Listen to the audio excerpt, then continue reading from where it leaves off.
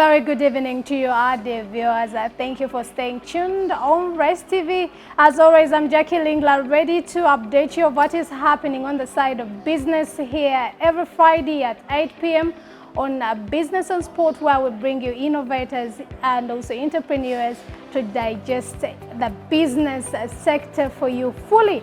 Now, Uganda is one of the countries that has mineral deposits where we have, of course, we have seen mines and we have seen people extract copper, gold, marble, and so on. And since in the 1960s, Uganda's export earnings were boosted by 30% from the mining sector, but right now, currently, we are having it contributing over only 0.8%. So today on Business and Sport, I bring you one of the entrepreneurs from the EURO Gold Refineries, where we will have to know exactly what does it take for someone to deal in the mining sector. A very good evening, sir. Yes. We are very excited to have you today on Business and Sport. Thank you. I'm grateful. Yeah, so could you just introduce yourself to the viewers and just give us a brief overview of what exactly you're doing? Yeah, my name is Mugufen. Okay. People call me Ben. Okay. Mugufen Ben. Okay. So people call me Ben. I work with EURO GOLD REFINERY. Okay. I'm just as a director. Just a bit. Yeah, director of the refinery. Yeah, so you are working in EURO Gold Refineries. Just give us an overview of what the company is doing currently in Uganda. EURO GOLD REFINERY is a manufacturing and mineral company, a central manufacturing company. Okay. We do a number of activities in this company, basically in minerals and majorly gold. Okay. Yeah. So when you say minerals, but majorly, what are the minor ones? Copper, silver, aluminum. Okay. Okay, let's continue about the gold one. Okay. Yeah. But we found it more better getting gold because it was like a virgin market. And the clients are many. There's market. Okay. Yes, and the business is very good. Okay. Yeah. So how long has the EURO Gold Refineries existed in the market in Uganda? This company has been in existence for quite a long time. Okay. I say over 30 years. Okay. But to make it as a refinery, to become called EURO GOLD Refinery, it's now 3 years down the road, 3 or 4 years down the road. Yeah. Okay, so you're saying you are in the position of a director in the company. Director in the company. How long have you worked for? I worked for 5 years. 5 years. So because I know you did not start from up. When you started to work in the company, how did you start? Basically, it's a very long story. Okay. Yes. I did not know when I would work in the company, Okay. but I used to be a client. Okay. Yes. I began to do this mineral business for a long time, right from the stage of artisan mining. Okay. Yes, I have ever participated in that. In the mine. For- Could you just take us through the experience of being artisan miner? Gold is not an easy thing. It's a very hard job. It's a bit Gold physical, in the going ground, down. Yes, you use all. So how deep do you guys go down? Oh my God. Like how many feet down? It's not about feet. It's a- so deep. Yes, you cannot measure. So it has to have But it you has go- to take a brave yes, heart for you to go. So you need to be very strong-hearted. It's a very, very risky business. Okay. Yes, because the method as artisans we use in Uganda. Current now technology is improving, things are changing. But by then it was not like today. By then we follow what we call gold veins. Okay. Where there's a deposit of gold, there is a kind of line of rock, gold that traces of the mineral. Okay. That can see when you dig. Okay. Yeah, so you follow that That line. that channel. Whatever it is where you go. So what is the criteria as an artisan miner? When you get to the deposit, are you told to get a particular quantity for a day? How does it work? Now Do you have a salary? Do you operate according to what you have, mined? depends on which Company. or mining area you're in. Okay. Yes, depending on which field you're in. And each of them have their own different policies. There are so many mining places in Uganda. So many. Yes. Before we get to the places, before we get to know the areas that you have mining depots from, what made you change direction from being an artisan miner? What did you move up to? I wasn't achieving my target. Yes. I did not go to start the work of being an artisan miner. When I was too young, no. I was already a student who had finished campus. I was working with the government here. I used to sit here. What do they call this? Uganda Bureau of Statistics. Okay. Yes, I was. Yes, UBOS. I was working UBOS for very good years. Okay. And I felt my dream. I wanted to be a very serious businessman. Okay. And as I was doing that, my desire for business did not end. So I was looking for where I think I can satisfy that zeal that I have to achieve the dream that I want to achieve. Okay. So I went there as a mature person, and the target that I thought in mind was not what I was intending. So I realized that it was too slow, it was taking so long. You don't know when you're going to get even grams. You must press. So the only option was to find a way to move away from that to a better level where I was moving from one mining site to the next, looking for what is already out available. You understand? Yeah. So I will go for that one. So I became a broker. Okay, a middleman. A middleman. Between the buyer and yeah, so those of you who are just joining us right now, I'm with Mr. Mungu Feni, a director for EURO Gold Refineries here in Uganda. So we just want to know exactly what happens in the mining sector. They deal in various mineral products, but right now we are majoring on the gold sector. So Mr. Mungu, is there any particular challenge, apart from being that that job was too physical and that there was a bit of some delay to get an outcome of what you really targeted as an individual?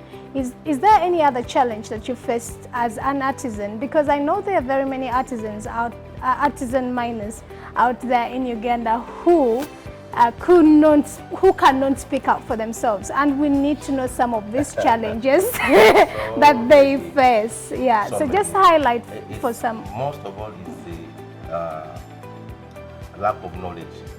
Okay. Yes, you know, you go with desire, you're trying to look for money. Okay. But you're dealing with a product which has guidelines, that has laws that govern it. Oh, okay. So as an artisan, most of them are naive. Okay. They don't know what it takes to be engaged into mineral activities. Okay. Then secondly, yeah, basically lack of knowledge. Okay. Because there is a lot that is involved to deal in these products, particular minerals. You need to have license, you need to have a company, you need to be properly registered, you need to have a number of licenses, not just one, a number of them. There's one called mineral dealer's license, which you need to have. They give it yearly for only 1 year. When the year ends, you must renew it. And for to renew it, you must have a TIN number. So an artisan who is in the village there has no idea what TIN number is. You need to have a company properly set. You need to be in a society that is dealing with that group. Thank God these days things have been made more better.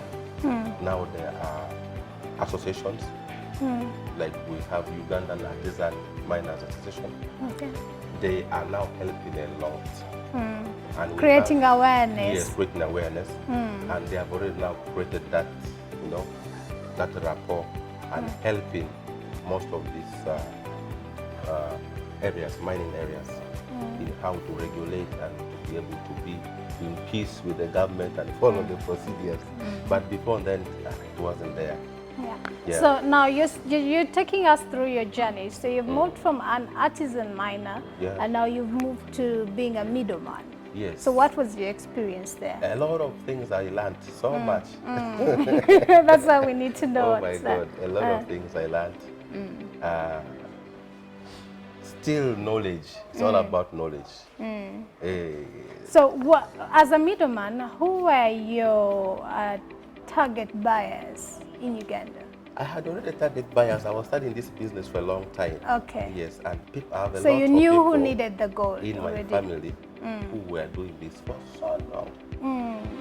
I got opportunity to deviate from that because I wanted to be in this formal sector, to work in the government. I enjoyed to see people, work, and thank God I achieved the dream. But as I achieved the dream, I thought I needed more, better. There are so many challenges that people go through in this mining sector. First one, as I told you, was to do with hard work. Second is lack of knowledge of what to do, what it takes, to practice all this. Because we and the equipment, where do the local men get them from? Yeah, those are some of the challenges. And then, of course, even those who in the mines,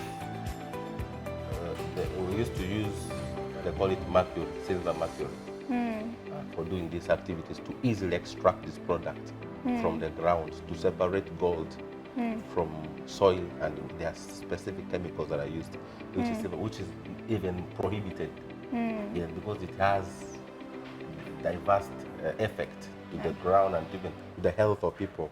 So we need to find a way, how you can get it and use it. There was a lot of challenges that was involved. Okay. Yeah, on Business on Sport, we bring you entrepreneurs, innovators, and we expound more on business. So today on Business on Sport, just like I earlier said, we are with a director from EURO GOLD Refineries, and of course he has been taking us through the difficulties of being an artisan miner, just like for any other business. Of course, you find hardships, but the motto is one: never give up. Continue to persevere until you reach your dream. So, Mr. Mungu, could you just give us, what are some of the difficulties that you faced as a middleman? As a middleman, so many difficulties. But the most that are repetitive, not only to me, even to other people that I've been experiencing, is the price, the market price. Now this product, the market price keeps changing, just like dollar rate.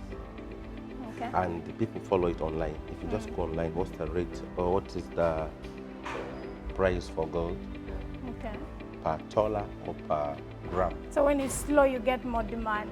Yes. Now you can choose today.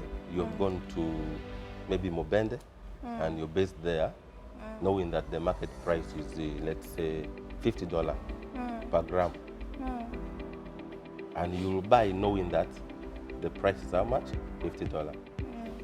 You'll be shocked the next day, or when you're back from Mobende in the evening, that the price has dropped down to 48. Okay. Oh my God. Okay. Yes. Or sometimes you can be lucky if the price is, let's say, 56,000. Yes.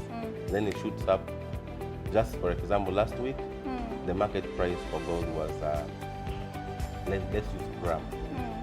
Okay, let's say 1 kilogram was like 61.62. Now today it is 64.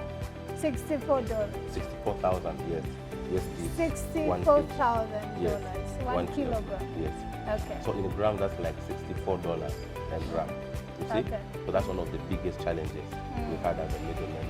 And then the second challenge is the purity of the product. Yes, we have the local ways of knowing that this is pure gold. Also, that's also another challenge. You can buy a fake gold, a fake product. Because there's a way people know how to play around their things. And you will see it looks like what? Real gold. Yes, by the time you go and put it in fire or you use chemicals to turn it, you find it's not the one and the money is gone. Okay. And you cannot go back to this person because in this business, you don't sign papers down. Oh. Eh? Okay. Yes. You see that? That's where the challenge is. And that one alone is the biggest challenge. So you need to have your own techniques. It's not just a matter of, I want to deal in and you jump into it. You lose everything. That's the truth. Okay. So you need to learn first how this thing looks like, how to feel it, even the weight. It's very heavy. It's not like any other metal. Sometimes even with teeth, you can bite it to know if it's the one. Out of experience. Yes. If you bite it, it makes A particular it bends. It bends? Yes. See? Gold bends? Yes. Okay. It bends. But another metal, you bite, you destroy your teeth. Okay. You see? So those are some of the techniques. And then people use nitric acid, you need to pour it on it. Pure one. If it's pure, it does not burn. It remains like water's on something. But if it's not pure, or if it's a fake one, it will start burning, bringing smoke, turn black or green, and many things. Try to know it's fake. So as a middleman, those are some of the challenges that we face. So you had to learn some of these things on job? You need to learn. You need to be prepared before you go for it. Yeah. And then also sometimes you get threats, for people stealing it away by force, knowing that you've come to buy this and you bought it, he's there, he's going, and you find nowhere that someone has the bamboo have taken the things away. Okay. It's not easy sometimes. Okay. So in Uganda, so those are the challenges. Okay. They're quite a number. Just like any business, I think having knowledge of your product is very important. Yeah. Otherwise, you might make losses because of excitement of wanting to do what your neighbor or your friend is doing, because Ugandans have a challenge of seeing, oh, this person has prospered in this, let me also try that, without knowledge. Yeah. Okay, now moving forward, just highlight for us some of the areas in Uganda that have mineral deposits. Surprisingly, Uganda is so rich and the people are not aware. Okay. Yes, so rich. But if you really want to know that, we thank God for government of Uganda, particularly the mining sector, the geology, mineral department. They have come up, they're trying to create awareness. Like we have conferences we attend almost after every 1 or 2 months. I get invitations from Ministry of Mines, geology. We get just now on 29th. There was already a conference that was going on at Speak about introduction of new, the ICGL era, new laws that are going to be enforced. So they have been trying to help now. Okay. But before, people did not know. Yes, and Uganda. Areas like I told you, this Mubende area, Kasanda, where northern Uganda, Arua, Karamoja, Moroto, so many. But the problem is the native people have no idea what they are working on. Oh, that's the point. Yes, and if you look at our education sector, few people have clue.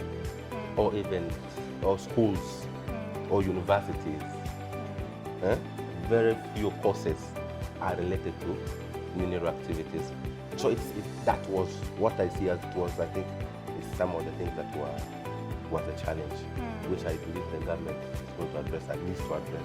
Okay. Thank God I got the opportunity to sit in this board because I'm always in these meetings. Okay. And I always try my best to see how I meet and I share. The little knowledge I have, I'm like, how about if we make this thing? Like how I've come to this TV. You see people dealing in minerals, you will not see them. Yeah. They don't want to say, and they make it sacred. Don't try, don't touch.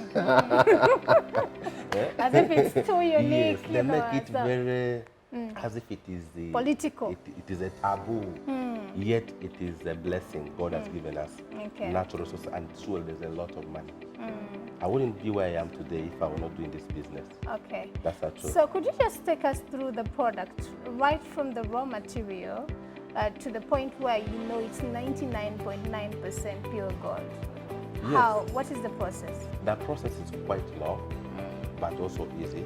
Now, from the ground where it is got from, it comes as ore, mineral or iron or whatever it is.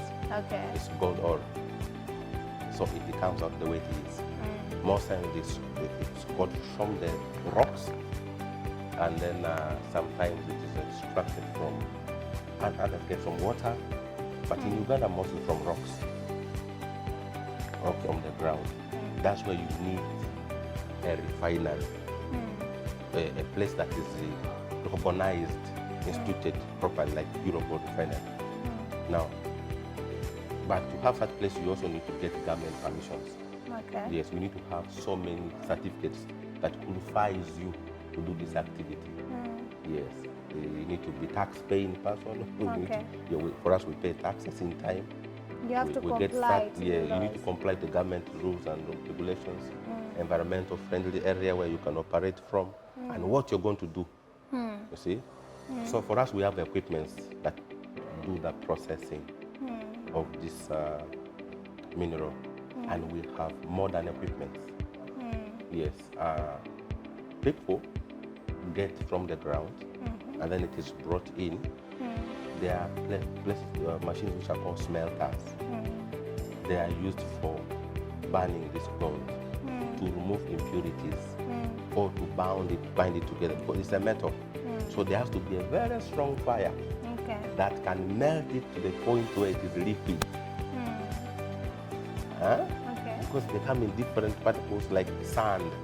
You get it like sand or like stones, gravels, and whatever it is. So you need to melt it to give it a solid form, which people call as a bar of gold. Most times there is what we call mold, where it is put into. After melting it comes like a soap. That's why they call it a bar of gold, to make 1 kilogram or any quantity you want. So the process begins from there, from smelting. After smelting, then you determine the purity. With the use of equipment also, we have new technology that helps us. It's called XRF analyzer. It's the American technology and Canadian. It's so good. This machine has the capacity to test any metal. It will be able to tell you that this is gold, and the purity is maybe 89 or 92 or 96%, and the rest is this and that. So you use that machine, we test with it. After testing it, we'll be able to know this is the purity of the gold. It also helps a middle person or someone who wants to deal with this product to know how much should I buy this gold, because gold is not the same price. Okay. Gold is gold, but the prices range. You see, 80% pure, price is different. 92% pure, price is different. 96% pure, price is different. Also 99.9, price is different. Okay. Yeah. So for a native person, if you just go and you get it and you buy it because it is gold, you find out you buy it cheaply. So we just melt it. And then for other people, they want it purified for international market. Okay. 99.9, which the government of Uganda wants, which our president has been advocating for, not to export unfinished product, but to export finished product, even gold. So what we chose to do, and why now we became well known and known EURO GOLD Refinery, is because we acquired these equipment that now gives us the final product, which is pure gold, 99.9. So the process is machine process, which I really cannot explain well, but it go through chemical processes, the use of a number of chemicals, and then also heat, fire, electric. But at the end of the day, it separates other metals out of the gold, leaving the gold alone. So when someone says there is gold here, I've got real gold, which is true, but in it may not just be gold. Most times it has some silver, most times it has some copper in it, then sometimes platinum. They are one of the elements that constitute even iron that is in the gold. So the machine helps to separate and remove the rest of the what? The metals. The metals, leaving it only gold as gold and pure. Okay, that is amazing. Thank you so much, Mr. Mungu, for taking us through the process. Now, we need to know, what is the product line for gold specifically? Apart from you selling it out as gold in terms of grams, do you have any other products that you manufacture? Yes, we do. If you come to our plant right now, we have very many workers. Okay. Yes. We're over 30. Okay. Yes, and these people, each one has their department where they're working at. Okay. We see this in my hand. Okay. Yes. A ring. Yes. We produce this. We make rings. Because gold as gold, selling it the way it is, you don't make much money. No. But if you change it, now like ladies like this earring necklaces. So if you're buying, maybe, you see, you can get only 5 grams of gold that can make for you a very good ring. Yet if you're buying it, you're selling it, it was going to be less than, let's just say $62 times 5. It's less, not so, like $300 or $400. But if you have it in a ring, 5 grams, you will sell it more than $1,000. Okay. You see? So Even $2,000. So a finished product is better than selling a raw material. Triples the price. Okay. So for us, we choose that way better. We choose to make it pure 99.49. We also choose to make it as a finished product. Yeah. Okay. So we have a lot to talk about, but maybe lastly, but not least, could you just tell us which countries are we exporting to? There are so many countries where these goods go. There are over too many. Now, just highlight for us the specific ones, the major markets. Mostly it goes to Dubai, China, Hong Kong and Italy. I don't know what they do with it, but most of the clients, most of the clients come from Dubai, Middle East. They really sweep it, and they buy it at a good rate.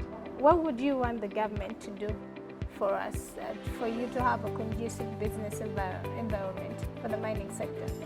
Just making it open. You see this business, ordinary Ugandans like us people don't have an idea about. They make it so scary when it is not.